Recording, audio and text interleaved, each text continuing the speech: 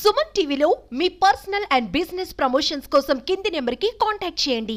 రెక్కాడితే కాని డొక్కాడనే కుటుంబం ఆ యువకుడిదే.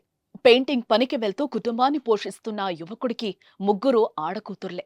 పెయింటింగ్ పనికి వెళ్తూ కుటుంబాన్ని పోషించే ఆ యువకుడికి సోమవారం పని దొరకలేదు. దీంతో ఖాళీగా ఉన్న అతడు ఫ్రెండ్స్తో కలిసి క్రికెట్ మ్యాచ్ ఆడటానికి వెళ్లాడు. పక్క ఊరితో మ్యాచ్లో తను ఒక్కడే నిలిచి ఊరిని గెలిపించాడు. కానీ జీవితంలో ఓడాడు. 29 ఏళ్లకే తన ఆట ముగించాడు. ఆ కుటుంబానికి తీరని వేదన మిగిల్చాడు. ఈ విషాదకర ఘటన ఖమ్మం జిల్లాలో చోటు చేసుకుంది.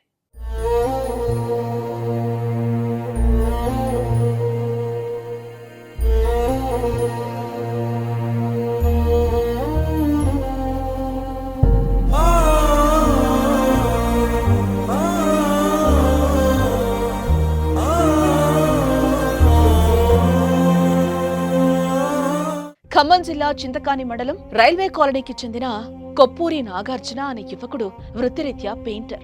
ఇతనికి భార్య శైలజతో పాటు ముగ్గురు ఆడకూతుర్ల సంతానం. పేదింట్లో పుట్టిన అతను డైలీ పనికి వెళ్తూనే కాని కుటుంబం గడవని పరిస్థితి. ముగ్గురు 6 ఏళ్లలోపు పిల్లల్ని చూసుకుంటూ ఇంటి దగ్గరే ఉంటుంది అతని భార్య. అయితే సోమవారం రోజు పెయింటింగ్ పని లేకపోవడంతో ఖాళీగా ఇంటి దగ్గర ఉన్న నాగార్జున మిత్రులతో కలిసి క్రికెట్ మ్యాచ్ ఆడటానికి వెళ్లాడు. గ్రౌండ్ లో రైల్వే కాలనీ యువకులతో పాటు పక్కనే ఉన్న పాతర్లపాడు గ్రామస్తులతో 4 మ్యాచ్లు ఆడారు. రైల్వే కాలనీ వర్సెస్ పాతర్లపాడు మధ్య మ్యాచ్లు ఉత్కంఠభరితంగా జరిగాయి. అయితే ముందు 3 మ్యాచ్ల్లో 2 మ్యాచ్లు గెలిచిన పాతర్లపాడు జట్టు 4వ మ్యాచ్లో మొదట బ్యాటింగ్ చేసిన 4వ ఓవర్లో 38 పరుగులు చేసింది.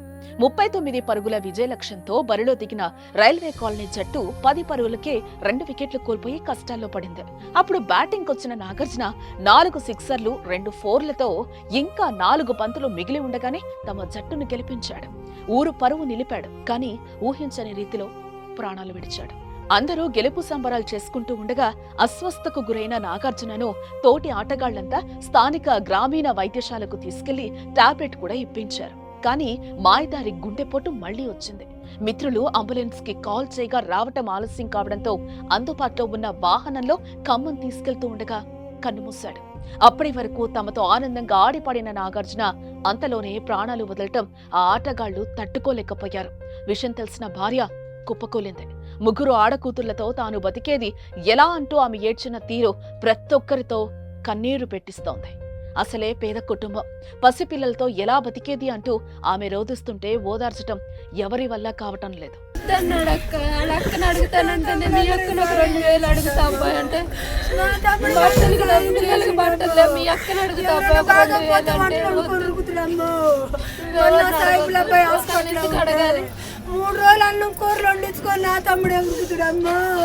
ముగ్గురు ఆడపిల్లలైనా ముద్దుగా చూసుకున్నావు, ఎవరి దగ్గర డబ్బులు అడగద్దు అన్నావు, ఇప్పుడు ఎలా బతికేది బావా అంటూ ఆ భార్య ఏడుస్తుంటే స్థానికులు చూడలేకపోయారు. ఏదేమైనా ఊరిని గెలిపించిన నాగార్జున విధి ముందు ఓడక తప్పలేదు. ఎవరి దగ్గర సహాయం అడగొద్దు అంటూ భార్యకు పదే పదే చెప్పిన నాగార్జున పిల్లలు ప్రయోజకులు కావాలంటే దాతల సహాయం తీసుకోవాల్సిన పరిస్థితి వచ్చింది.